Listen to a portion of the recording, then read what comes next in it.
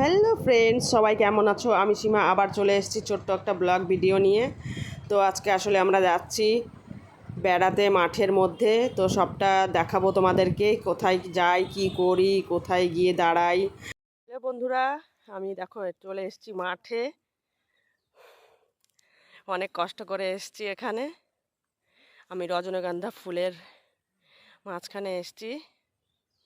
এটা একটা ক্ষেত, জমি, রজনীগন্ধার জমি। জমিতে গিয়ে আমি মন ভরে এনজয় করলাম, এত দারুণ লাগলো। অনেক দিন পরে বাড়ি থেকে বেরিয়ে, চার দেওয়ালের মাঝখান থেকে বেরিয়ে এত সুন্দর জায়গাটা, জাস্ট ফাটাফাটি।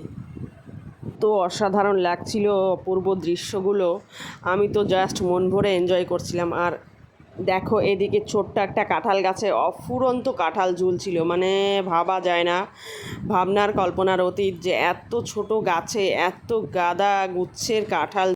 তো ঘুরতে ঘুরতে ভাবলাম একদিকে যাই, একটা নির্দিষ্ট কোনো জায়গাতে যাই, গিয়ে দেখি কোথায় কি আছে। নইলে মাঝখান দিয়ে শুধু ঘুরেই বেড়াচ্ছিলাম। তো হাঁটতে হাঁটতে যাচ্ছিলাম, গিয়ে দেখি এক জায়গায় একটা পটলের ক্ষেত আছে। সেখানে গিয়ে কতগুলো পটল তুলে নিলাম। পটল তুলে নিয়ে সেখান থেকে বেরিয়ে আবার চলে এলাম ক্ষেতের দিকে, রজনীগন্ধার ক্ষেতের দিকে। এখানে এসে কতগুলো ছবি শ্যুট করে নিলাম, ফটো শ্যুট করে নিলাম। তো ফটো শ্যুট করতে করতে আবার চলে গেলাম অন্যদিকে গিয়ে আজকে শুধু ছুটেই চলেছি, মানে কোথায় যাব, কি করব, মানে দিশেহারা মতো অবস্থা হয়ে গেছিলো আমার নয়, আমাদের সবাই আমরা এনজয় করেছি মন ভরে।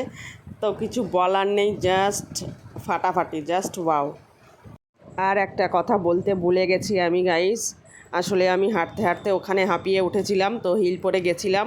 হিলটা আমি অবশেষে খুলতে বাধ্য হয়েছিলাম। এখান দিয়ে কিন্তু আমি খালি পায়ে হেঁটে বেড়াচ্ছিলাম। খালি পায়ে হাঁটতে হাঁটতে আমার পায়ে খুব লেগেছিল, তাও আমার কিছু করার ছিল না। মানে আমি এত এনজয় করছিলাম যে আমি টেরই পাইনি যে কোথা দিয়ে কী হয়ে গেল। তো এ পর্যন্তই আমার ভিডিওটা। যদি ভালো লাগে অবশ্যই লাইক, কমেন্ট, শেয়ার করবে। ওকে, টাটা, বাই।